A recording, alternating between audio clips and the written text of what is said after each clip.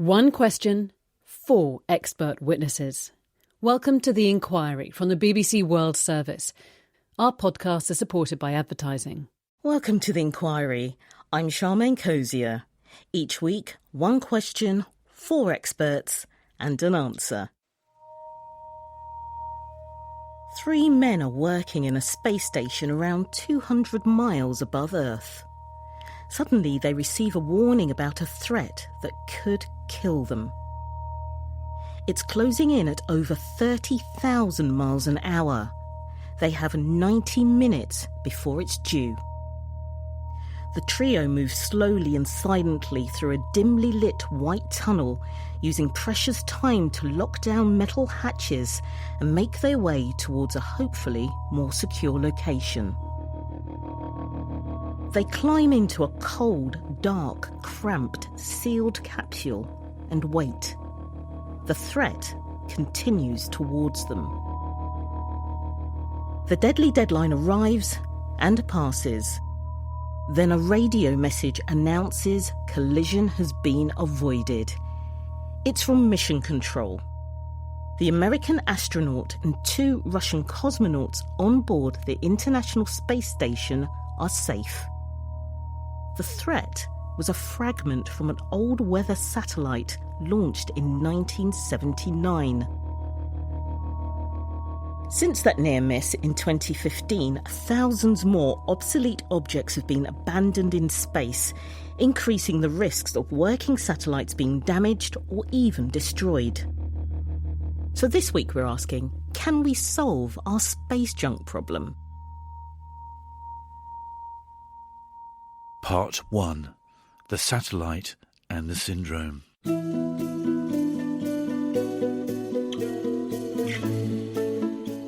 Were you always interested in space? Yes, as a kid, that was my main interest. In fact, I ended up building a telescope. Any chance that I would get to study anything about the planets, I was just extremely interested in. My name's Don Kessler. I started the orbital debris program at NASA back in 1978. Don joined NASA a few years before that, when natural objects, not manufactured ones, were seen as the biggest danger to spacecraft. My original assignment was, what's the hazard in space when you're going from Earth to Moon? What will the natural meteoroid environment do with that? He used numbers to interpret meteorite collisions and the subsequent chain of collisions as fragments break off and hit other fragments. Don suddenly realised the same thing could happen with orbiting satellites, an issue that had been overlooked. A few years later, he investigated further to analyse the snowball effect of those satellite collisions over time. Once I did those calculations, and it was a pretty easy thing to do because it was a statistical analysis, I was really surprised at how quickly the meteoroid environment would be exceeded by the hazards of the debris environment from collisions between satellites. The hazard will continue to increase at an exponential rate due to the fact that you have collisions between objects, and the number of collisions that take place is proportional to how many objects that you have in space. Basically, you've got a piece of debris that crashes into another bit of debris, that splinters, that debris goes into other debris, and you get this ongoing cascading effect. That's correct. You essentially get a runaway effect of the environment continually get worse until you've ground up all of the big stuff into small stuff. And that will take actually centuries to do, but in the process of doing it, it creates a very large hazard to spacecraft. Don's theory is now known as the Kessler effect. At first it was dismissed as being too theoretical. Plus, there was the view that space is infinite and therefore it can't possibly be a problem. They were thinking of space in general, and that's true when you're talking about the solar system on a large scale. But what we were doing was trying to cram a lot of satellites into a small region. And this region that is the most crowded is what we call low Earth orbit now. And that's roughly anything below about 1,000 kilometers in altitude. Don also highlighted the extensive damage that tiny bits of space debris can do. Before that, NASA relied on a list which only tracked larger objects. There was this false conception that if it was launched, we knew what it was and where it was. But that was false. They only could track down to about 10 centimeters. That was the smallest thing that they could see. And we knew that there were explosions in space, and explosions are bound to create particles smaller than that. And then plus, when you get into the collision phenomena, there's even more small fragments created when you have a collision. Even a fragment that's 1 millimetre in diameter can pierce a spacecraft's outer shielding. Don had struggled to get support from NASA, but his work eventually forced a change in attitude. With funding and a team in place, he examined damaged parts from US space shuttles, which had returned from missions. When the shuttle was flying, it came back as a really valuable source of information about what's in orbit, because it would come back with pits all over it. So there's evidence all over the place that things are being hit all the time. These reusable shuttles provided some of the most important data proving that Don was right to be concerned about collisions caused by man-made objects. One returned from space with a gash in its window so deep the component had to be replaced. The cause was a tiny fragment of man-made space junk. And we did analysis as to where that came from. It was a fleck of white paint that came off of another satellite. Don used that small piece of shuttle window to get his message across to a senior military official. And I had it in my pocket when I was talking to them. When I pulled that out of my pocket and showed it to him, he looked at it and he said, one person's data point is worth 1,000 people's speculation. He understood exactly, okay, we're damaging things in space, and here's a sample of it. Don left NASA in 1996. He's in his 80s now, living in a retirement community, and still passionate about this issue. Well, I think I've done as much as I could. Has the time passed? Is it too late to clean up space? No, it's not. In some ways, it's very similar to climate change. The longer you wait, the harder it's going to be to reverse.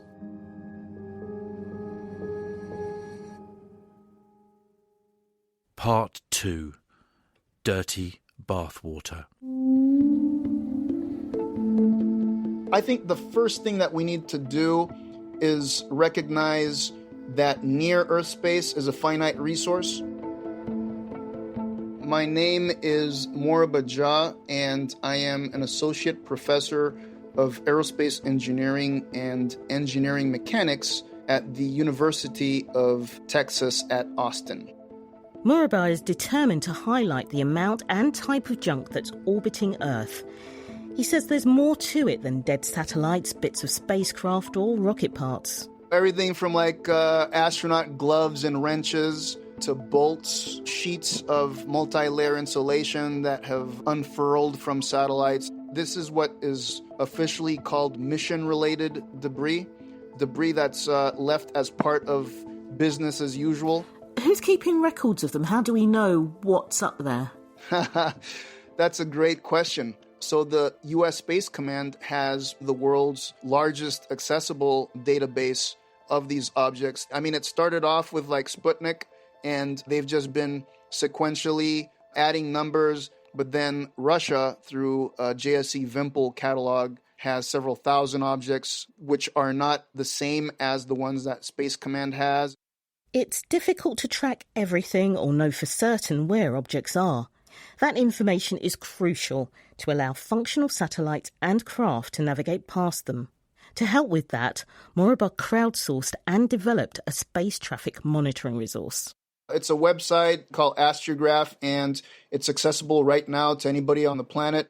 It sources data from around the world on actively tracked objects and their locations, then updates it in real time. There's also an image on the site which illustrates how serious the problem is. It shows Earth viewed from space, hidden behind thousands of tiny orange, blue, purple, grey and pink dots. Each one represents an object. What did you feel when you first saw that image? I cried. You cried? Yeah, it literally brought me to tears. because I just see how what we've done to the Earth, the ocean, the atmosphere, climate, we're doing to near-Earth space.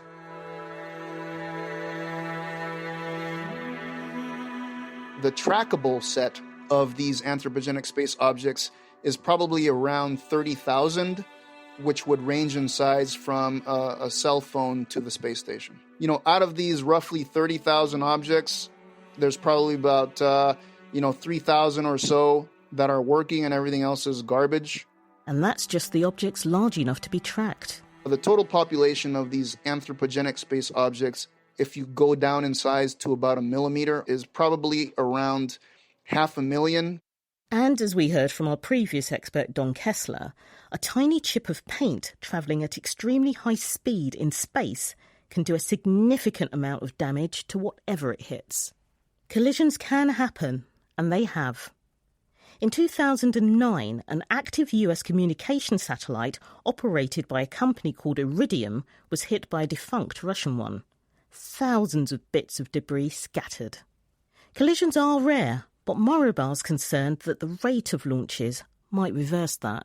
Just in the past few years, we have gone from launching maybe 150 or so satellites a year to, like 100 satellites every few weeks. I think it's going to increase because we have a new space race. It's not dominated by geopolitics as it was. Now it's dominated by commercial ventures. Low Earth orbit is where working satellites go. It's also where space is most congested. We have services and capabilities that we depend on a daily basis, like position navigation and timing, like your cell phone telling you where you're located on the planet, like financial transactions and warnings of weather and all these things. It would set us back decades if we lost certain groups of satellites because of debris. How real is that danger that debris will knock out satellites that people rely on? I can tell you with absolute certainty that it's not a matter of if, it's when, if we don't change our behavior. Not all abandoned objects stay in space. The ones which do re-enter the atmosphere typically burn up there, so don't reach the ground. But that process isn't a credible clearance solution. How much needs to be removed in order to make a difference? Yeah, so here's where I have some bad news. We have to learn how to live within our own filth. We'll never get the bathwater clean, unfortunately. There's no way to clean up space. Space will never be as spotless as it was before the rockets and satellites arrived, but efforts are underway to try and tidy up some of that man-made mess. Part 3. The Flying Spider's Web.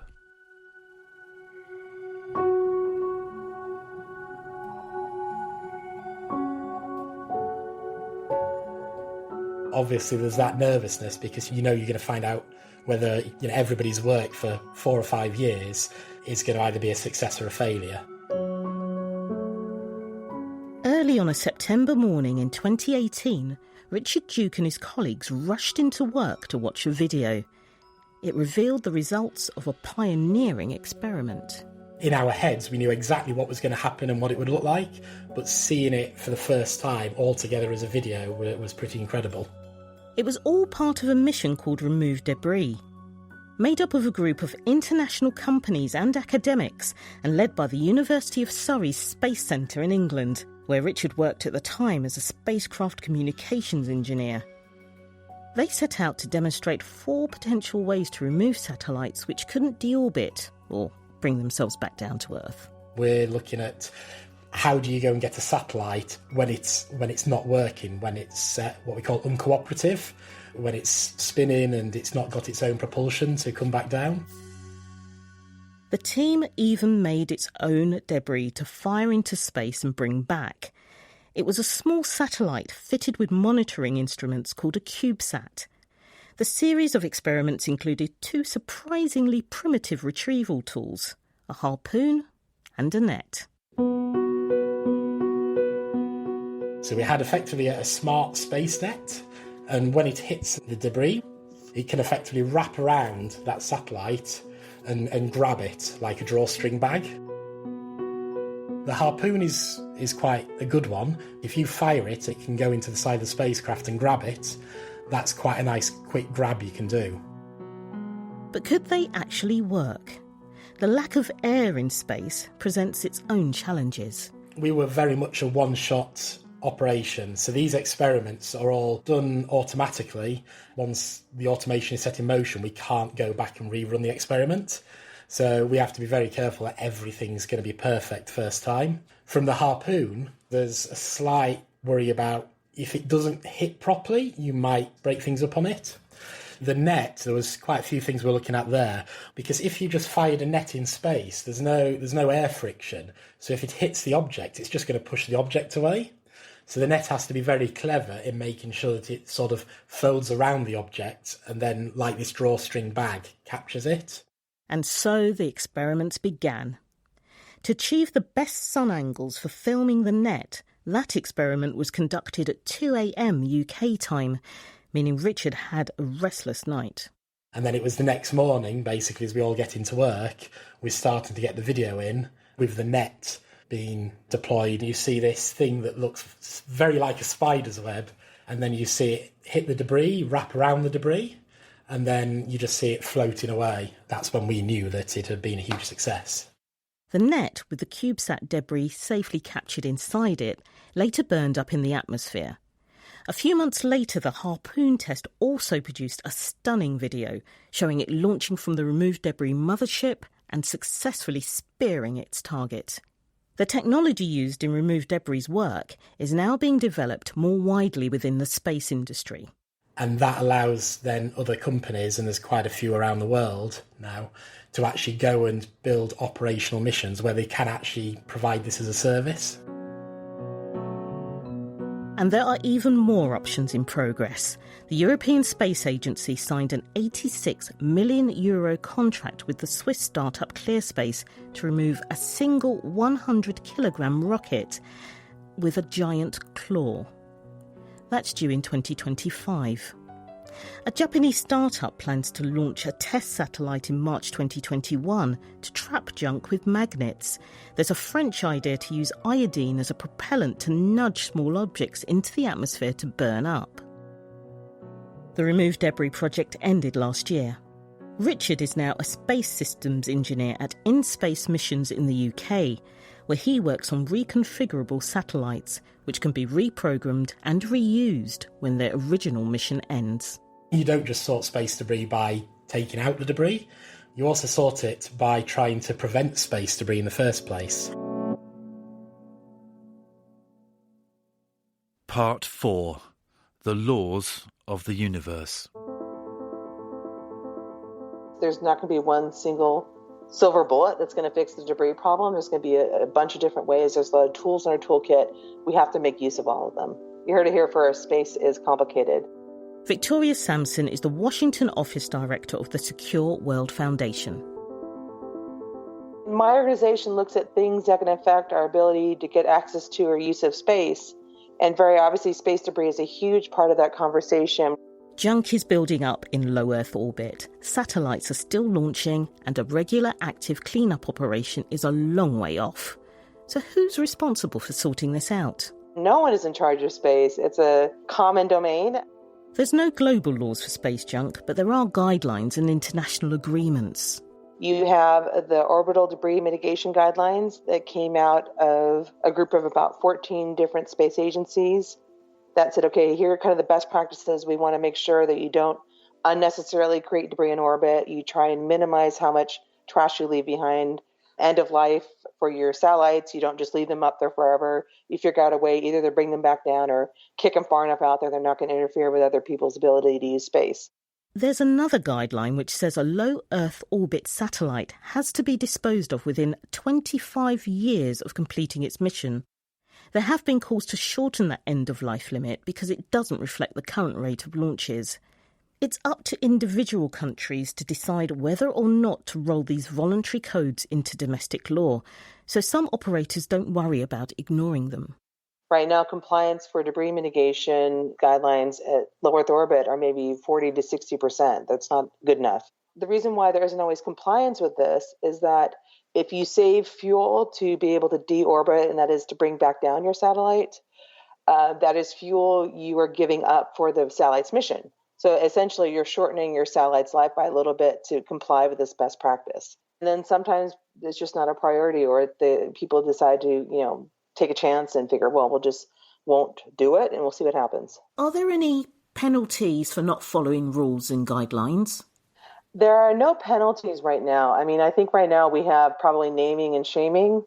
International disapproval can be highly motivating, particularly if it affects your ability to get other things you want later on.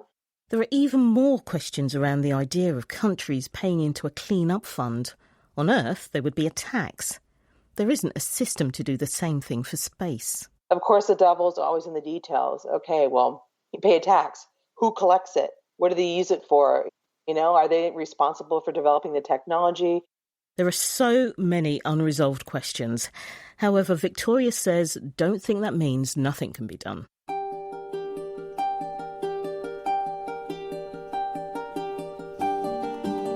Only a few countries can actually launch satellites.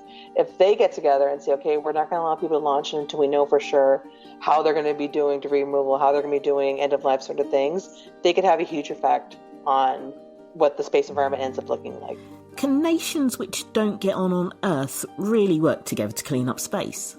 Well, I would say that politics on Earth are replicated in terms of politics on orbit. And of course, you look at the big three space powers right now, the United States, Russia, and China, don't get along so great sometimes. Having said that, you look at things like the International Space Station, which really, it was an experiment in diplomacy. Actors that have not always gotten along were able to coordinate and work together on a space program. I think it's definitely been a success. The international consensus doesn't come quickly or cheaply. It takes a while, but it's not impossible. So can we solve our space junk problem? Low Earth orbit is a rubbish dump. Action to remedy that is being driven by guidelines and goodwill, not legislation. There is some hope.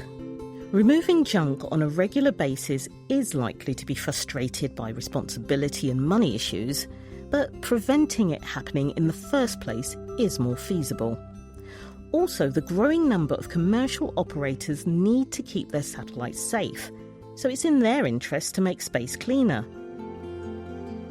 January 2021 saw a new world record for the number of satellites sent to space on a single rocket. There were 143. This edition of The Inquiry was presented by me, Charmaine Cozier, and produced in London by Viv Jones. I woke up this morning a very different woman from the person I was a couple of weeks ago. In our podcast, Dear Daughter, we're creating a handbook to life for daughters everywhere by writing letters about our own experiences. I kept that a secret, and I hope that my future daughter will speak to me about those things. It's a podcast about the doubts we all face, the challenges we share, and the hopes we have for the next generation. It's not what you will do, it's what the environment will do to the child. So I can't do anything? You control the environment. Dear Daughter from the BBC World Service. The ability to get people to capture in letters some of the important times in their lives is just a beautiful gift. Search for Dear Daughter wherever you get your podcasts.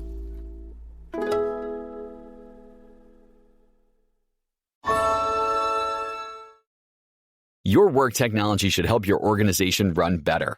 Monday.com is an intuitive platform designed to help teams of all sizes work better together and maximize results.